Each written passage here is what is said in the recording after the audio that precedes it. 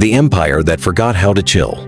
Hey guys, tonight, we drift a little further down the marble-lined corridors of Roman history. The lamps are low, the senators are scheming, and the empire just barely born is already starting to feel like it needs therapy.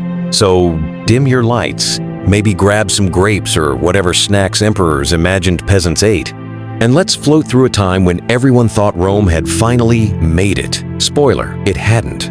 Augustus, the chill emperor who wasn't. When we last left off, Julius Caesar was very dead, brutally stabbed by his friends, his enemies, and probably that one guy from accounting who just wanted to be part of history. Enter Octavian, later known as Augustus, the guy who looked like a shy librarian but somehow became the most powerful man on earth. He called himself Princeps, meaning first citizen, which sounds humble until you remember he was the only citizen who could legally tell everyone else what to do. Augustus was good at pretending Rome was still a republic. He kept the Senate, let them talk, vote, debate, and then quietly ignored them. It was political theater at its finest, like a corporate team-building exercise where everyone knows the boss already made the decision. He brought peace to Rome Pax Romana, which basically meant no one is allowed to have wars except me.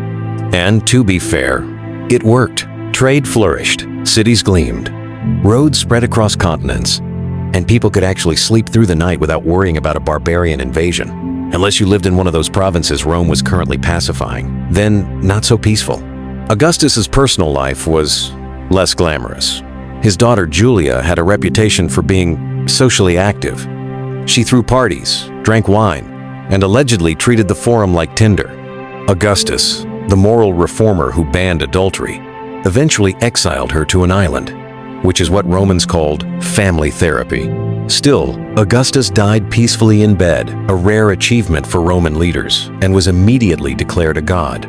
Because nothing says eternal glory like being worshipped by the same people who'll gossip about your daughter for centuries.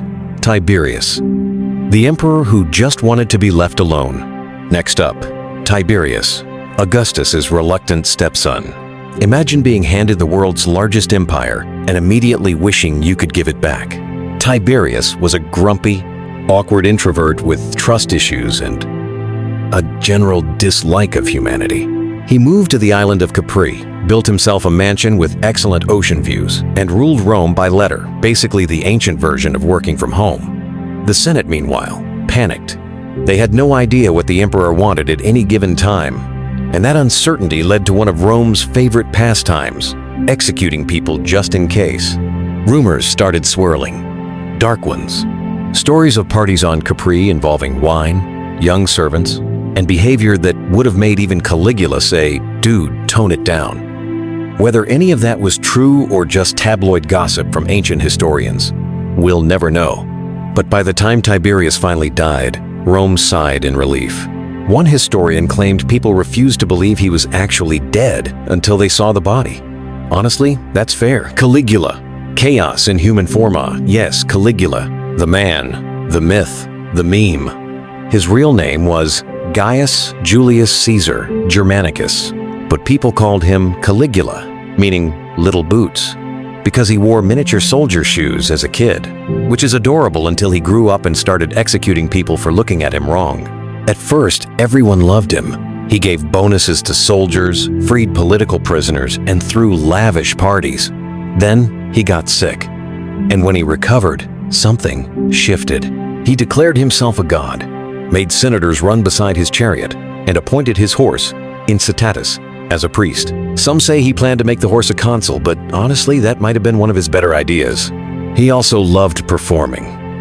Sometimes he'd show up at night wearing a golden robe, call people to his palace, and just stand there in silence, glowing under torchlight, waiting for them to worship him. Eventually, the people who worked closest to him, the guards, decided maybe it was time for an early retirement plan. Caligula was assassinated in a palace corridor, reportedly while still yelling at someone, which feels poetically fitting.